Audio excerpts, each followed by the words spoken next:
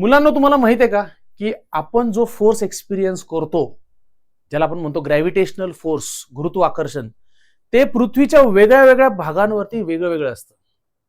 म्हणजे जर तुम्ही इथे गेलात नॉर्थ पोल किंवा साऊथ पोलला, तर तिथे तुम्हाला जास्त फोर्स एक्सपिरियन्स करायला भेटेल. का? कारण की त्याचं रिझन असं आहे की अर्थ कम्प्लीट स्पिअर नाहीये, अर्थचा ऍक्च्युअल आकार असा आहे. म्हणजे जर तुम्ही इथे गेला तर बघा ना, तुम्ही थोडं सेंटर पासून जवळ आहे तुम्ही.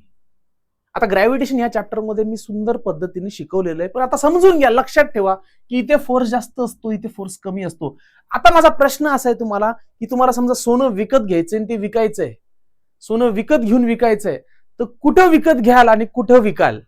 म्हणजे इथं विकत घेऊन इथे विकाल, इथं विकत घेऊन तिथे विकाल, आणि कशामध्ये तुम्हाला प्रॉफिट होणार आहे? तर हे सांगण्याचा तुम्ही प्रयत्न करा आणि खूप मन लावून अभ्यास करा. ठीक आहे, चला कामाला लागा.